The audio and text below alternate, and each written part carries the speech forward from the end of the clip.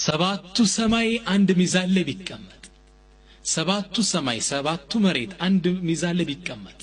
ላኢላሃ ኢላላህ ደግሞ ብቻዋን አንድ ሚዛን ላይ ብትቀመጥ እሷ ትደፋለች ሚዛን ያ አላህ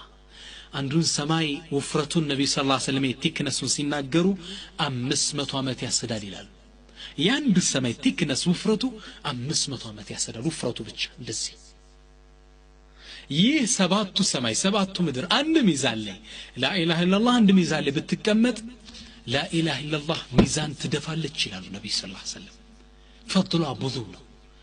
እቺን ዚክር ማድረግ ላኢላሃ ኢላላህ ወርድ ማዝ አለብን ነብዩ ሰለላሁ ዐለይሂ ወሰለም በሌላ ሐዲታቸው ለምን ይላሉ ጀዲዱ ኢማነኩም ቢላ ኢላሃ ኢላላህ ሙእሚኖችን ሲመክሩ ምን ይላሉ ኢማናችሁን ላኢላሃ ኢላላህ ምትለውን ዚክር በመደጋገም ጀዲዱ ተሐድሱ አድርጉለት ተጅዲድ አድርጉለት እንደገና እደሱት ሱብሃንአላህ ላኢላሃ ኢላላህ በማለት ኢማናችሁን እደሱት ይላሉ ነብዩ ሰለላሁ ዐለይሂ ወሰለም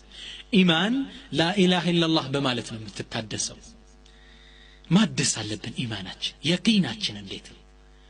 ላኢላሃ ኢላላህ ማለት ትርጉሙ ላ ማለት የለም ማለት ኖ ማለት ነው ላ ስትል ኢላሃ ጌታ ኢላላህ ከአላህ ውጭ በሐቅ የሚገዙት ጌታ የለም የሚጠቅም የሚጎዳ ከአላህ ውጭ የለም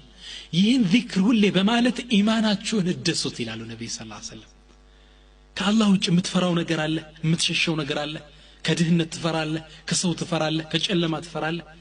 ክፍተት አለብህ ማለት ነው ላኢላሃ ኢላላህ በማለት ጀድዱት አሉ ነብዩ ሰለላሁ ዐለይሂ ወሰለም ተሐድሱ አድርጉለት ለወቂል ኢብኑ ወህብ